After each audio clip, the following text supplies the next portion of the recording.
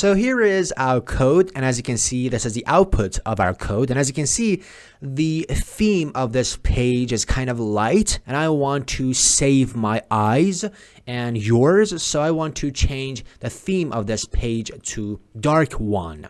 And in order to do so, I simply paste a piece of code, which I will put in the description below. So as you can see, this is a style tag. So this is the opening style tag, and this is the closing style tag. And between these two opening and closing tag, I have defined some stuff which are called CSS. And actually, we are going to talk about CSS later on, but now because I don't want to, ruin my eyes and I want to save my eyes and yours, I have included these kinds of things before even talking about CSS. But anyway, don't worry about this because we are going to talk about all of these stuff later on. I mean, when we are going to talk about CSS.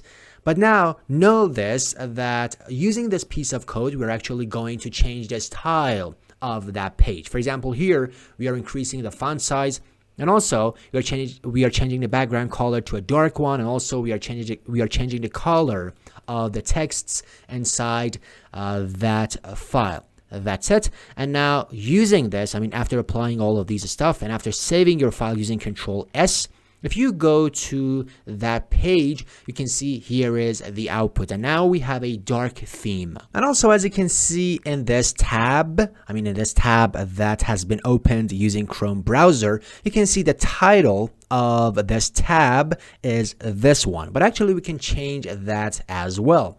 In order to do so, in this head section, I simply type title and I press tab, and here I simply type, for example, my title, that's it, and I press Control S in order to save this file.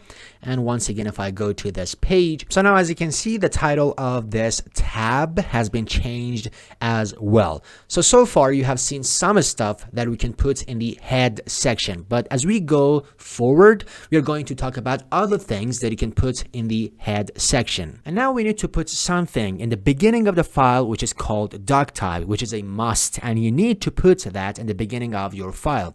And I'm going to talk about that in the next video of this playlist. By the way, this was one of the videos of a step-by-step tutorial playlist of HTML, and you can find a link to that playlist in the description below. And also we have other playlists for other topics, which you can find them on the channel page.